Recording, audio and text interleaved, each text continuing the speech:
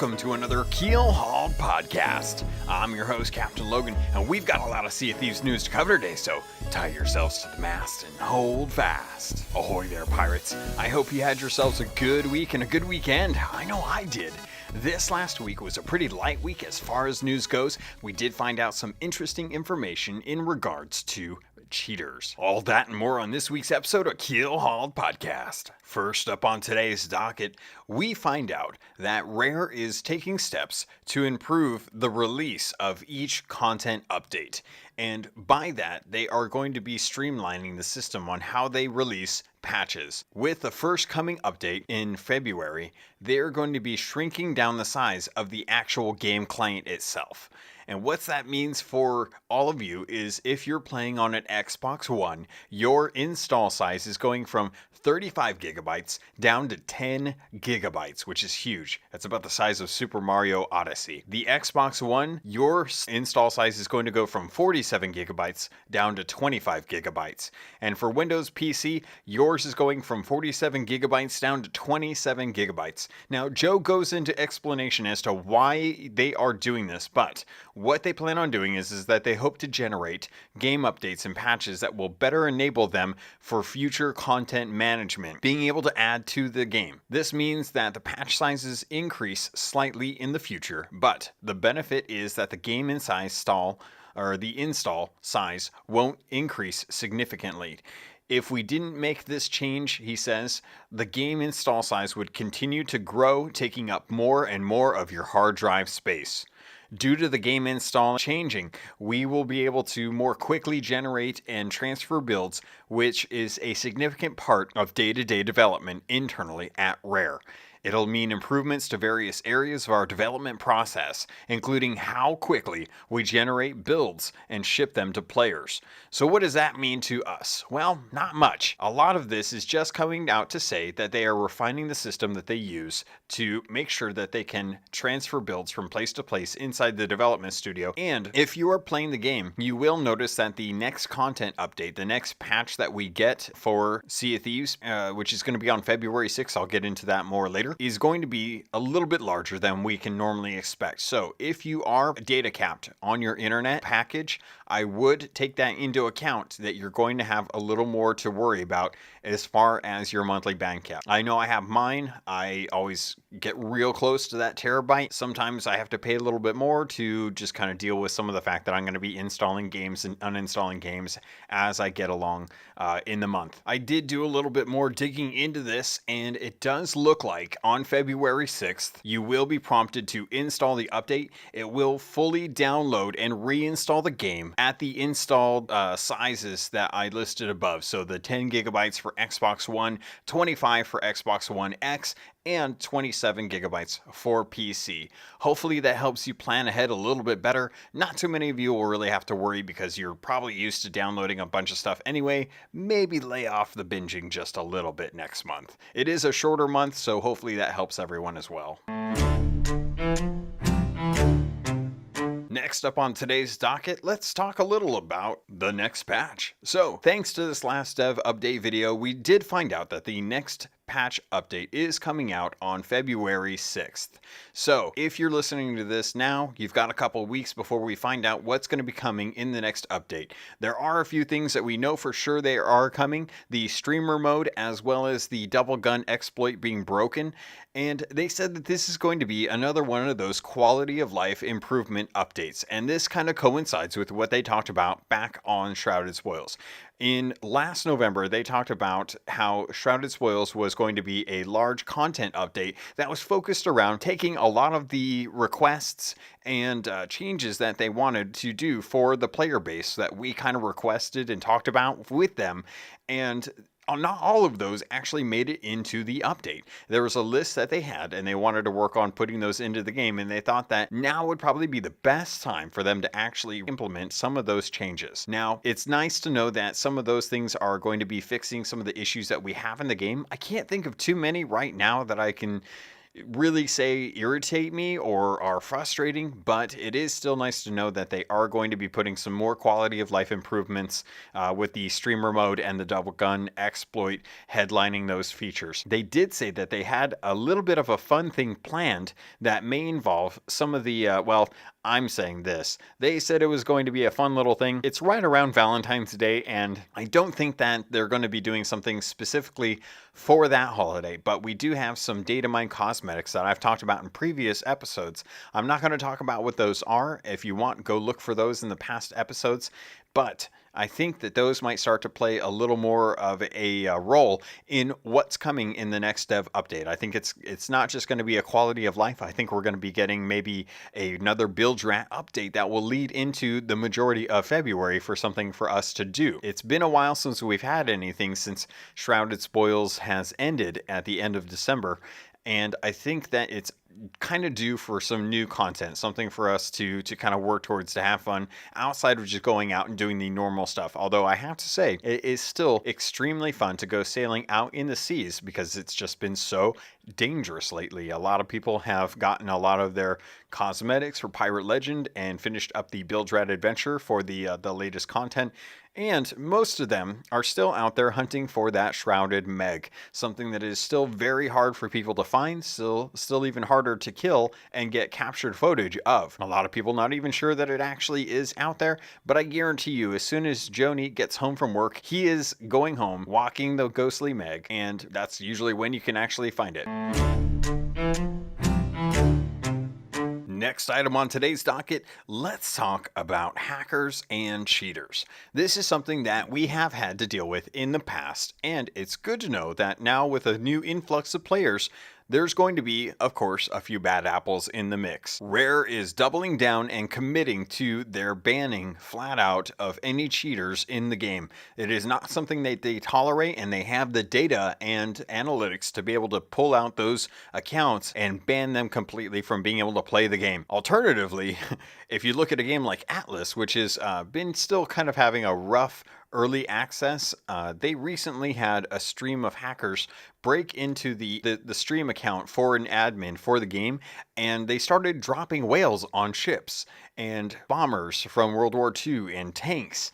And they had to actually go and shut down the server for, I think it was around 3 to 6 hours. I'm not 100% on that. I should have done my research. Forgive me. Not many of you really care though. Well, maybe you do care. I don't know. That's probably an assumption on my part. But regardless, it was kind of entertaining to see the late night crew of Burke Black, Cream, Gassy Mexican, and Cletus going out kind of with their fleet, and it's been a pretty interesting fleet to keep an eye on too. They've been taking over a lot of territory, but to see things like World War II bombers exploding in the air and tanks roaming on the ground and giant whales just appearing out of nowhere in the middle of the ocean next to their ships, causing them to crash, was kind of entertaining. I was kind of surprised to actually see that.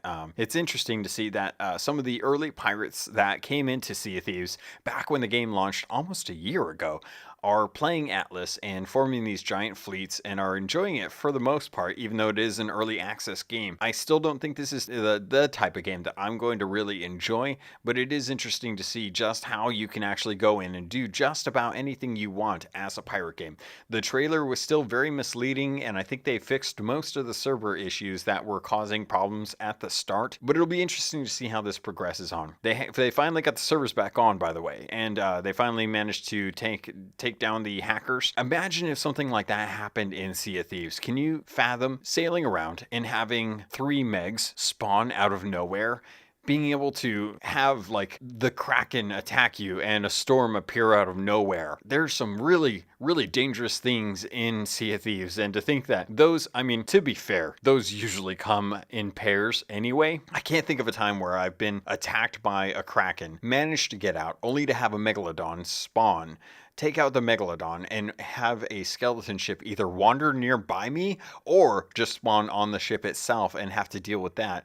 They usually come and attack in timed events, and I wonder if maybe the timer for those are very close and it just depends on if you get hit or not. But it is kind of interesting. I wonder maybe if these events are timed specifically to each ship, and because I've seen ships get attacked by Megs while I've been fighting a Meg, so I know that it's unique to each ship, but I've never seen multiple Krakens in the world at the same time. It kind of makes me wonder, how does that all work? How does that all work as a game in events? What triggers it? But regardless, these kind of things are entertaining, and just a reminder that people are out there trying to cause havoc for others for their own enjoyment. So if you are thinking about cheating, I can tell you right now, you're not going to get away with it very long. There's a lot of people out there that can take video with their Xboxes or streaming on their PCs, and they can record that and upload it to the forums. The forums are monitored closely for that kind of activity, or they could just report you through Xbox Live as a system as well too. So don't cheat. They will ban you. And if you had any question in whether or not Rare cared about people cheating in their game, this reaffirms that they do. We didn't expect this. They weren't warning anyone about it. They just did it and then told us that they did it later on. And if you had a question on whether or not someone that did something that wasn't what you considered to be in line with the terms of service, then there's a good chance if they're still doing that in the future, that what they're doing they aren't doing something that is against the terms of service, unless it's a blatant, aimbot or being able to see through walls, things like that, to kill people. There's very clear indications that someone is cheating. And I actually ran into a weird bug the other day. I was sailing around on stream when Bewilden jumped in on my sloop, and for whatever reason, I don't know why, and he got video of this, which I'm glad, because it was a really weird bug. I could see me, but he couldn't see me. All he could see was my gamer tag and any item I held. I was on the sloop just kind of minding my own business over by Old Faithful, and I was about to go to an island to go there to actually do a gold hoarder quest. He pops in and he's looking around and he can't see me, but he can see my gamer tag moving around if he looks, and it looks like the ship is manning itself. It looks like it's on autopilot. It's very strange. And I take out my lantern and I hold it up and he sees it, and I tell him to follow me with the lantern, and he follows me all the way out to the bowsprit, and then I jump off the front of the ship, put my lantern away, grab the ladder, and start swimming away, or start taking the ship away. And he's looking around in the water looking for my lantern. He can't find out what happened to me, and I'm like, oh god, I feel bad, because that was a mean trick to play, but it was really funny to see. And immediately, as soon as I tagged some of the devs, they added it to the list of things to check out when they got back to work on the next day. So make sure you guys are reporting this stuff too. Some things just don't get to the devs all the time, and not everyone utilizes the forums, but they are still watching social media as well as Reddit. So get out there. If you see something, take some sort of proof of it, whether it's a screen cap or a time frame that they can check into, and let them know, so that way it gets better, it gets fixed. We don't have these problems, and that way you aren't feeling frustrated by something that you can't control that is based around programming. This last week, I wanted to talk a little bit about something that came up on the weekly stream. Now, this last weekly stream, there was an Athena quest that was being worked on with Faya and some of the devs from Rare. It was Shelly, James, Big Sheep, and let's see, John was actually gone for the week. So Joe was actually manning the chat and trying to keep up with all the different chat rooms. And it was kind of funny because the whole stream was great. They did a really nice job, and it was a fun adventure to see them go around and do things. But as they were talking about some of the things that were funny about bugs that were popping up in the game, it was interesting to see that James inadvertently confirmed one of the few pets that we had a feeling was coming. It was something that we knew they were kind of talking about, and it feels very piratey to have. But James let slip in front of Joe that the parrots were not working quite as intended, and it was very entertaining to see him kind of react to this. He felt just in earnest ashamed that he had really slipped which pet he was talking about, and he felt bad, and Joe was just like surprised that James let that slip. But the good news is that we did find out that parrots are confirmed, and to the point where they're going to be on the islands with us. They're going to be hanging around us and keeping watch. And he had talked about how it looked very disturbing that our pets were like sitting in the water next to the beach and just staring happily up at us as they were playfully drowning. And it was it was a good stream regardless. But needless to say, parrots are going to be in the game as one of the pets. We are fairly certain that cats and monkeys are going to be involved as well too. But until we get more information later on in the year, we won't know for sure. I'm still very curious about how the microtransaction scene is going to play out post pets. All right, pirates. So, short news week, so short episode. But before we get going, I do have a couple First Mates logs that I want to talk about, as well as a First Mates log that came in the form of a review on iTunes. So, let's get into it. This first episode comes up from Scrams, the pirate legend. Kind of feel bad on this one. My friend and I were roaming around in a sloop, getting those Athena miles up, when we spot an active fort nearby. We mosey on over for a peek and see a galleon and a sloop allied up. And as we approach, the skull cloud disappears. It's on. They fire first, but are new players and miss their shots. I maneuver our sloop onto the galleon's rear and my friend opens fire, putting hole after hole into both ships, a ballast ball into each. They go down hard, but all run to the island to defend their hard-fought loot.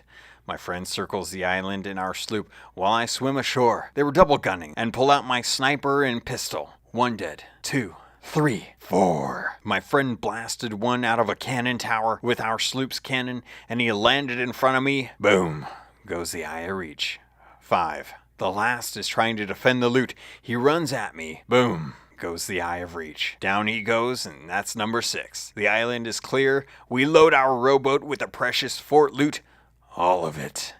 We get it on board as the galleon finally makes it back. I turn our sloop into the wind and sail off. Them giving chase, but they can't gain. Not on a sloop sailing into the wind. Our lead increases. My friend boards them and drops their anchor. It's over. We sell our precious spoils and have a grog. Another profitable journey on the Sea of Thieves.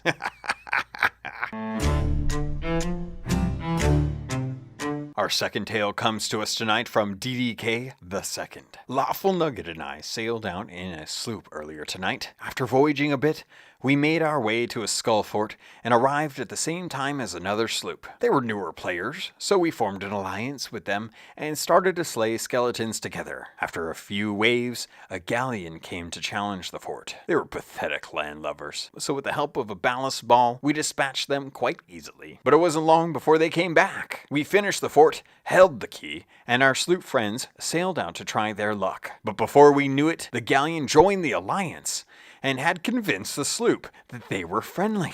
We've seen it all on the seas, so we weren't quite so sure.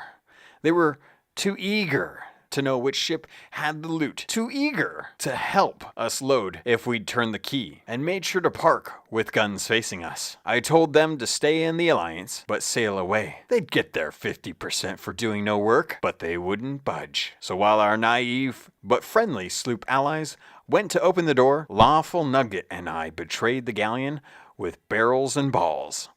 The sloop was confused and asked who fired first. Well, this was no time to tell them that I was relying on my gut, so naturally, Lawful Nugget and I shouted, "Betrayal by the galleon! A horrible and shocking breach of trust!" Soon enough, they were sunk again, and I'm happy to report that the loot was secured for a successful end to a fun night. DDK the Second, Scrams, thank you very much for your stories. It warms my heart to hear of such plunder on the Sea of Thieves on these evenings where I can't supply my own story for the night. Next, I'm going to tell you guys some of the reviews that I got. One from a longtime friend from the podcast who is downloading iTunes just to be able to write a review. And I want to thank him because I've mentioned him a few times in the past. You may have heard his name on the podcast, but the gentleman has decided to take his turn at sharing his story and praise of the podcast. All right, pirates. Next up, that's going to do it for this episode. Again, short story, short news, but before I go, a couple reviews because one of them is actually what I'm going to consider a third First Mates log, and it's been great. So, the first one comes from Freakstar83. I be Freakstar83. Today I be telling you a tale that will forever shake your bones. It all starts in a tavern like always. I'm loading up my ship as I wait for my first mate, Radical Player 33. We set sail to Shipwreck Bay. We're about halfway there when there be a straight sound which seemed to make the water turn black, as my partner freaked out as ginormous arms came out of the black water. Me and first mate grabbed cannonballs and proceeded to load our cannons. As we took shot after shot, we slowly took down the Kraken. We grabbed the loot. It was a stronghold chest and a villainous skull. Now we realized that Sharkfin Camp was active now, so we proceeded to go to the fort with 6 wood planks. By the time we part, we'd be having 1 plank left. We took down the fort with no problems. Just one sloop that was kinda hanging around, but they were not bothering us, so we set sail for an outpost. On our way, we got bit by the hungering one. We'd be getting pretty low on supplies by the time we killed the hungering one. We stopped to get our loot, but as soon as we dove in, we heard the battle horn of a skeleton ship. We got back to the ship as fast as we could, forgetting the supplies that be floating on the surface. We proceeded to put hole after hole until we finally heard that sweet sound of victory. We got a stronghold, captain's chest, and some rare tea. We now be hightailing into an outpost. As we look at our 3 stronghold chests, we raise our grog high in the air, but just had a sip. We sold all our loot. We bid each other farewell. As for brothers, we will sail again someday. Thanks for making such a wonderful podcast, Captain Logun. Hope to sail with you soon. Thank you, Freakstar, for that story and that review. If you guys have a review, feel free to let us know over on iTunes. And like Evil Monkey, who took it upon himself to download iTunes, and I thank him for doing so. Best Sea of Thieves podcast out there, 5 stars. Evil Monkey says, I've been listening to this podcast from Captain Logun almost from the beginning. He is always on top of the latest news and events happening in-game. He has also created a great community with his Discord server that gives us all a wonderful and non-toxic place to chat about the game and many other things going on in the world. I'm proud to be part of the community, and even more proud to say that he is now a close friend and has given me a place to find many other friends as well. If you need a starting point for Sea of Thieves, look no farther than the Keelhauled podcast, Evil Monkey. And that is so true. The parts about the Discord server. If you guys are looking for a good place to be, the Discord server is a great place to talk with other pirates, to chat. It's not just for PC players, it's for anyone. Whether you're playing on Xbox, Xbox One, or PC, I welcome everyone. Even if you're not playing the game and you just want a cool place to hang out, feel free to join, because there is a commotion going on right now about Ace Combat 4 and PSVR and Moss, Beat Saber. Some people are in there playing Smash Brothers Ultimate on the Nintendo Switch. I've been getting some friends added through that. I just want this to be a cool place for people to hang out, and I really appreciate everyone that's come in and been that to be that cool person and to treat everyone with respect, dignity, and just to have fun. We love playing games and we love being pirates, so why not do so with others like that? If you want to get a hold of me, though, there's always ways you can do it. You can always reach out to me on Twitter at CAPT_LOGUN. You can always email me at CAPTLOGUN@gmail.com. You can also reach out to me on the Discord server as well. And there's going to be my Gamertag, which is CAPTAINLOGUN, just Captain Logun. Feel free to send me messages there. I always get them and like to respond as well, too. As I get to play more and more, I hope that I get a chance to sail with you. If I don't, please don't be disheartened. It's not personal. It's purely just a number of people that are in the game that want to play. I would love to get to play with everyone and make sure that I get to give them a chance to tell me their story, because I love hearing your story as well.